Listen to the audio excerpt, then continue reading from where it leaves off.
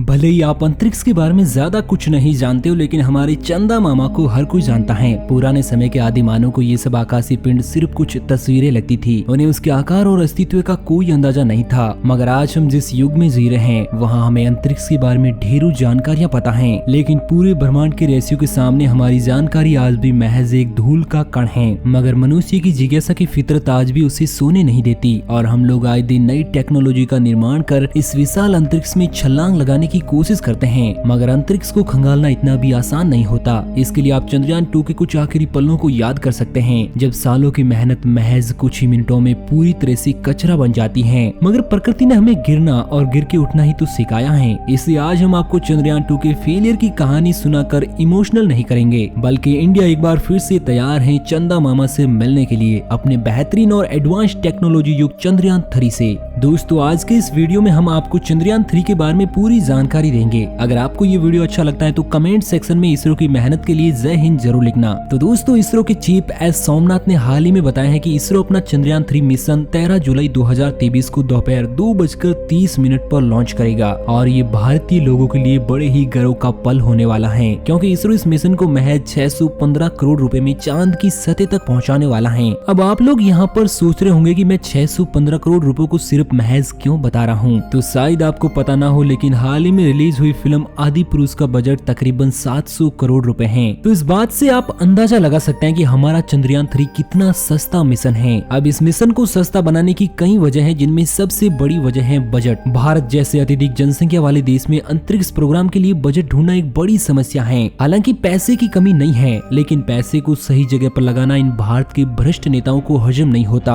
आपकी जानकारी के लिए बता दें कि इसरो का वार्षिक बजट तकरीबन 15,000 करोड़ रुपए है, जो कि दुनिया की सबसे पावरफुल स्पेस एजेंसी नासा की तुलना में लगभग 13 गुना कम है। लेकिन फिर भी इसरो ने अपने काबिल इंजीनियर्स की मदद से ऐसे कारनामे करे हैं, जिनको सुनकर दुनिया का हर एक देश इसरो के भविष्य को लेकर डर के माहौल में है। क्योंकि अगर इसरो जैसी स्पेस एजेंसी को नासा का बजट मिल जाए तो आज इंसान के कदम चांद पर ही नहीं बल्कि मंगल पर भी होते। खैर, बजट की बात को साइड में करते हैं और आपको बताते हैं चंद्रयान 3 के अंदर की बात। चंद्रयान 2 की तरह मिशन 3 भी लैंडर और रोवर से सवार होगा, लेकिन इस बार इसके साथ ऑर्बिटर के बजाय एक प्रोपल्शन मॉड्यूल भी सम्मिलित है। प्रोपल्शन मॉड्यूल एक ऐसी मशीन है जिसकी मदद से किसी भी यान को अंतरिक्ष में सटीक तरीके से स्थापित और एक सुरक्षित और सॉफ्ट लैंडिंग दी जा सकती है। अगर आपको याद हो तो चंद्रयान 2 के फेलियर का कारण उसकी लैंडिंग ही थी। इसलिए इस मिशन में इसरो ने सबसे ज्यादा रिसर्च उसकी लैंडिंग को परफेक्ट बनाने में की है, ताकि इस मिशन को पूरी तरह से सफल बनाया जा सके। चंद्रयान 3 को मून के साउथ पोल के पास लैंड कराया जाएगा, जिसके बाद इसका रोवर चांद की जमीन पर उतरकर कुछ महत्वपूर्ण रिसर्च को अंजाम देगा। 13 जुलाई को 2:30 बजे श्रीहरिकोटा से लॉन्च करने के बाद ये यान लगभग 10 मिनट के बाद पृथ्वी की ऑर्बिट में स्थापित हो जाएगा। चंद्रयान 3 को लॉन्च करने के लिए इसरो अपने सबसे पावरफुल रॉकेट GSLV मार्क 3 का यूज करेगा, जो कि सबसे पहले 4000 किलोग्राम वाले चंद्रयान 3 को पृथ्वी की निचली ऑर्बिट तक ले जाएगा। जिसके बाद ये रॉकेट अपने आप को चंद्रयान 3 से अलग कर लेगा और उसे अपनी सुरक्षित यात्रा के लिए अलविदा कहेगा।